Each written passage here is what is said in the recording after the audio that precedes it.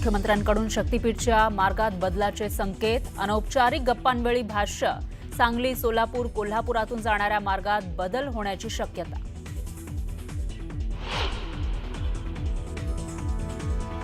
जिथं फायद्याचं असेल तिथंच युती करणार, अनौपचारिक गप्पांवेळी मुख्यमंत्री फडणवीसांचा पुनरुच्चार. MMR विभागामध्ये काही ठिकाणी मैत्रीपूर्ण लढत होणार असल्याचीही दिली माहिती.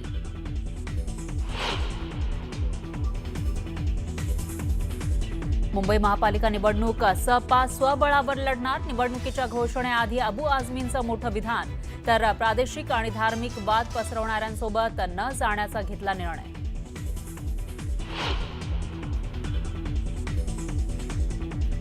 शिवसेनेच्या रवींद्र धंगेकरांनी एक्सवरचा शिवसेनेचा लोगो हटवला. पुणेकर फर्स्ट असा उल्लेख असलेला ठेवला फोटो. जैन बोर्डिंगची जागा हडपल्याप्रकरणी धंगेकर आक्रमक.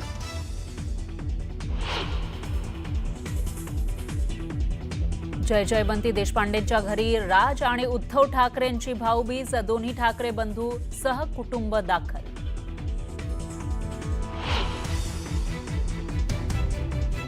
परिवहन मंत्री प्रताप सरनाईक यांनी घेतली शरद पवारांची भेट. MCAच्या निवडणुकीसंदर्भात चर्चा झाल्याची सूत्रांची माहिती. अध्यक्षपदासाठी सरनाईकांच्या पुत्राचं नाव चर्चेत.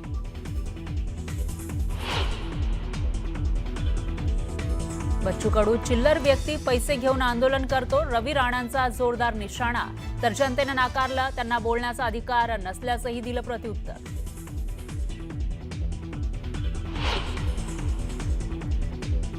कुख्यात गुंड निलेश घायवळचा पासपोर्ट अखेर रद्द. बनावट माहितीच्या आधारे पासपोर्ट बनवून घायवळचं पलायन.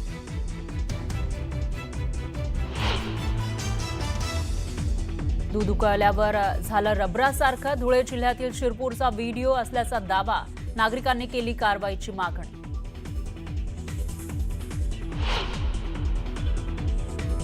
जोगेश्वरी पश्चिमेकडील बेरामबाग भागामध्ये इमारतीला भीषण आग. JNS बिझनेस सेंटरच्या इमारतीचं आगीत मोठं नुकसान. आणि कोल्हापूरच्या इंगळी गावच्या हद्दीत अघोरी पूजेचा धक्कादायक प्रकार. 8 ते 10 तरुणांनी मध्यरात्रीच्या सुमारास पूजा केल्याचा व्हिडिओ व्हायरल. नागरिकांमध्ये भीतीचं वातावरण.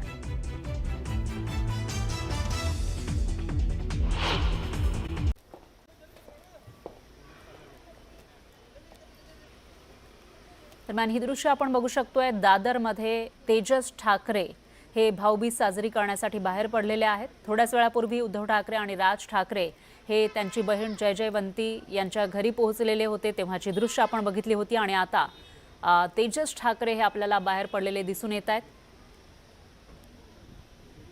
उद्धव ठाकरे यांचे धाकटे पुत्र तेजस ठाकरे हे या ठिकाणी बाहेर पडलेले आहेत. आज भाऊबीज आहे आणि आजच्या दिवशी दोन्ही ठाकरे बंधू एकत्र आल्याची दृश्य समोर आलेली होती. आणि त्यानंतरची ही दृश्य आपण बघू शकतोय. दादर परिसरातली ही दृश्य आहेत. आणि या ठिकाणी ठाकरेंचे कुटुंबीय आपल्याला दिसून येत आहेत. हे सर्वजण एकत्र बाहेर पडताना दिसत आहेत. आणि एक्सक्लुझिव्ह अशी दृश्य न्यूज 18 लोकमतच्या माध्यमातून आपण बघू शकतोय. यामध्ये उद्धव ठाकरे आहेत, त्यांचे कुटुंबीय आहेत, त्यांची पत्नी आपल्याला दिसून येते. आदित्य ठाकरे आहेत. सगळ्यात आधी तेजस ठाकरे बाहेर पडले होते. आणि त्याचबरोबर आता जेव्हा आपण मागे बघतोय त्यावेळेला उद्धव ठाकरे, त्यांची पत्नी, त्यांचा जो थोरला मुलगा आहे तोही आपल्याला या ठिकाणी पाहायला मिळतो. आदित्य ठाकरे, आमदार आदित्य ठाकरे आहेत. आणि त्याचबरोबर अमित ठाकरे, त्यांची पत्नी सुद्धा आपल्याला या ठिकाणी दिसून येत आहेत. तर अगदी थोड्याच वेळापूर्वी आपल्याकडे एक्सक्लुझिव्ह दृश्य आलेली होती आतमध्ये, जेव्हा या दोन्ही भावांनी भाऊबीज साजरी केली त्यांच्या बहिणीसोबत, तेव्हाची दृश्य आपण बघितली होती. आणि आता भाऊबीज साजरी झाल्यानंतर ठाकरे कुटुंबीय हे बाहेर निघाल्याचं आपल्याला दिसतंय. आणि त्यांना निरोप देण्यासाठी अमित ठाकरे हे तिथपर्यंत पोहोचल्याचंही आपल्याला पाहायला मिळतं. हे दृश्य एक्सक्लुझिव्ह अशी दृश्य आहेत. आणि 20 वर्षानंतर ठाकरे बंधूंची एकत्र अशी भाऊबीज आपल्याला पाहायला मिळते. 20 वर्षानंतर उद्धव आणि राज ठाकरे हे एकत्र भाऊबीज साजरी करतायत.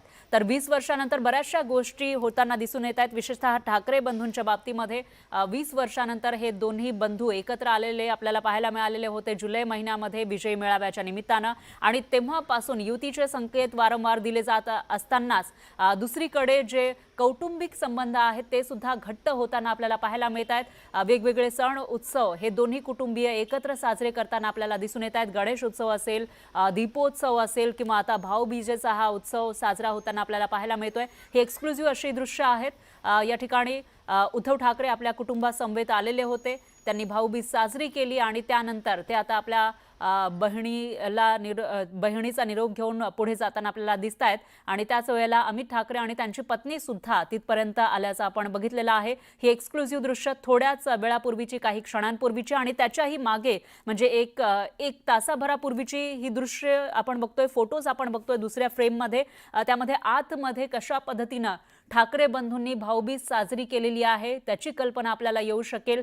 या ठिकाणी दोन्ही ठाकरे बंधू आपल्याला दिसत आहेत, उद्धव ठाकरे, आदित्य ठाकरे आणि त्याचबरोबर मग त्यांची पुढची जी पिढी आहे त्याच्यामध्ये आदित्य ठाकरे असतील किंवा तेजस ठाकरे आहेत, अमित ठाकरे आहेत, हे तिन्ही बंधू आपल्याला या ठिकाणी दिसून येत आहेत आणि तेही भाऊबीज साजरी करताना दिसत आहेत। तर ही एक्सक्लुझिव्ह अशी दृश्य दोन फ्रेम आपण बघतोय, आतमधली दृश्य आहेत एकीकडे आणि दुसरीकडे बाहेरची दृश्य।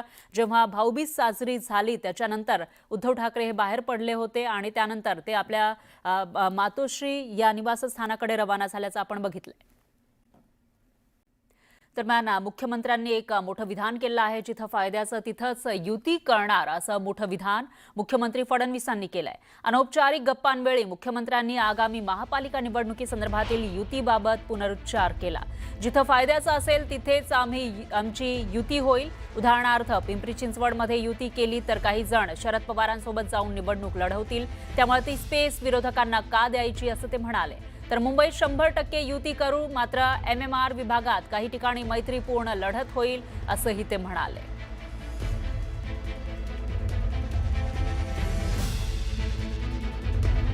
आपला मित्रपक्ष हा डॅमेज होणार नाही। मग एकामेकाच्या मित्रपक्षातले प्रवेश असतील हे तीन नेत्यांच्या चर्चेतनं झाले पाहिजेत असं माझं शिवसेनेचा पदाधिकारी म्हणून मत आहे। आणि याच्यामध्ये महायुतीमध्ये मिठाचा खडा टाकणारे जर कोण असतील त्यांना देखील या तीन नेत्यांनी एकत्र येऊन खड्यासारखं बाजूला केलं पाहिजे, ही आमची सगळ्यांची भूमिका आहे। त्याच्यामुळे महायुतीनंच स्थानिक स्वराज्य संस्था ह्या लढल्या गेल्या पाहिजेत। तर राज्यामध्ये कुठे कुठे महायुतीमध्ये दोस्तीत कुस्ती रंगण्याची शक्यता आहे ते आपण बघूयात ग्राफिक्सच्या माध्यमातून। याच्यामध्ये सगळ्यात पहिलं नाव आहे ठाण्याचं। ठाणे महापालिकेमध्ये या तिन्ही पक्षांमध्ये कुस्ती पाहायला मिळू शकते। जरी विधानसभेमध्ये तिन्ही पक्ष एकत्र असले तरी देखील पालिका निवडणुकीमध्ये मात्र ते एकमेकांसमोर उभे राहू शकतात। नवी मुंबई पालिकेमध्ये सुद्धा तशीच काहीशी स्थिती आहे। या ठिकाणीही हे तिन्ही पक्ष निवडणूक लढण्याची शक्यता आहे एकमेकांविरोधात। कल्याण डोंबिवली पालिकेमध्ये सुद्धा तशीच काहीशी स्थिती निर्माण झाल्याचं पाहायला मिळतंय। याशिवाय मीरा भाईंदरमध्ये सुद्धा तसंच काहीसं चित्र पाहायला मिळत आहे। उल्हासनगरमध्येही तसंच काहीसं आपल्याला पाहायला मिळू शकतं आणि अंबरनाथमध्ये सुद्धा तसंच काहीसं चित्र आपल्याला पाहायला मिळू शकतं आगामी पालिका निवडणुकीमध्ये। नाशिक पालिकेमध्ये सुद्धा हे तिन्ही पक्ष एकमेकांविरोधात आपल्याला दिसू शकतात। पिंपरी चिंचवडमध्येही तसंच काहीसं दृश्य आपल्याला पाहायला मिळू शकतं। त्याचबरोबर अहिल्यानगरमध्ये सुद्धा पालिका निवडणुकांवेळी हे तिन्ही पक्ष एकमेकांविरोधात उभे राहू शकतात। जळगावमध्येही तशीच काहीशी स्थिती आपल्याला पाहायला मिळू शकते आणि धुळे जिल्ह्यामध्ये सुद्धा, धुळे महापालिकेमध्ये सुद्धा तशीच काहीशी स्थिती आपल्याला दिसून येऊ शकते। तर आगामी काळामध्ये येणाऱ्या स्थानिक स्वराज्य संस्थांच्या निवडणुकीमध्ये रायगड जिल्ह्यात रस्सीखेच सुरू आहे। अशातच महायुतीमधील अंतर्गत वाद पुन्हा एकदा चव्हाट्यावर आलाय। समान जागा वाटपाचा महायुतीतील फॉर्म्युला ठरला असताना जर कोणी 2 पावलं मागे येत नसेल तर एकला चलोच्या भूमिकेमध्ये आम्ही राहू असा इशारा मंत्री भरत गोगावलेंनी खासदार सुनील तटकरे यांना दिलाय। जागा वाटपाचा तिढा सुटला नाही तर आम्ही कोणाच्या मागे लागणार नाही। महायुतीचा धर्म निभवायचा असेल तर प्रत्येकानं आपली पावलं मागे सरकवणं गरजेचं आहे असंही गोगावले म्हणाले। कोण कोणाच्या पाठीमागे लागावं जावं किंवा काय, जर खरोखरच महायुतीचा जर धर्म निभवायचा असेल तर एकमेकांनी 2 पावलं मागं सरकायला पाहिजे आणि ते होणार असेल तर काय होईल, अन्यथा एकला चलो। आम्ही काय कोणाच्या पाठीमागे लागणार नाही। आम्हीचं पण तेच संभव आहे। आम्ही त्याच दिवशी ज्यावेळेला आरक्षणं पडली त्याच दिवशी आम्ही जिल्ह्याची मीटिंग घेऊन आमचे प्रमुख आम्ही 3 आमदार होतो, आमचे जिल्हा प्रमुख, संपर्क प्रमुख, तालुका प्रमुख सगळी मंडळी होती. त्याच वेळेला आम्ही सांगितलं होतं 59ची रेंज आहे जिल्हा परिषदची आणि त्या अनुषंगाने आम्ही गणितं केलेली होती. पाहुयात पुढची बातमी. जळगाव जिल्ह्यातील पाचोऱ्यामध्ये भाजप कार्यालयाचं उद्घाटन मंत्री गिरीश महाजन यांच्या हस्ते झालं.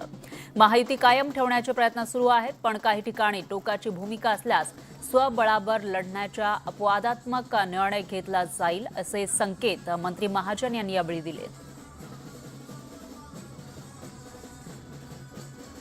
मी पुन्हा सांगेल की आमच्या नेत्याने सांगितलं की आपल्याला महायुतीवर लढायचं आहे, पण काही ठिकाणी टोकाची भूमिका असेल, काही ठिकाणी होईल, पण अजून काही इथेच नाही राज्यामध्ये, अजून काही ठिकाणी अशी परिस्थिती आहे किंवा जमतच नाही आहे, वेगळं लढायचं. मग काही ठिकाणी अपवादात्मक परिस्थितीमध्ये असा निर्णय घेतला जाईल.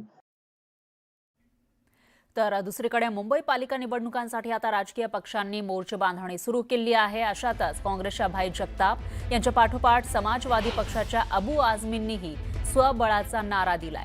आगामी पालिका निवडणुका मवियासोबत लढणार नाही असं त्यांनी स्पष्ट केलंय. आम्ही सर्व धर्म समभाव मानणारे आहोत, कोणत्याही धार्मिक आणि प्रादेशिक पक्षासोबत जाणार नाही असं आझमींनी स्पष्ट केलंय. यापूर्वी काँग्रेसच्या भाई जगताप यांनीही मुंबई पालिका निवडणूक स्वबळावर लढण्याचे संकेत दिले होते. उद्धव आणि राज ठाकरेंसोबत जाण्यास इच्छुक नसल्याचं जगताप यांनी सांगितलं होतं. ठीक आहे, नाही त्यांची भूमिका आहे. त्यांना असं वाटत असेल की त्यांची फार ताकद आहे आणि मतांचं विभाजन करून ते भारतीय जनता पक्षाला मदत करू इच्छितात, तर नक्कीच ते त्यांच्या कार्यामध्ये सफल होतील असं मला वाटत नाही.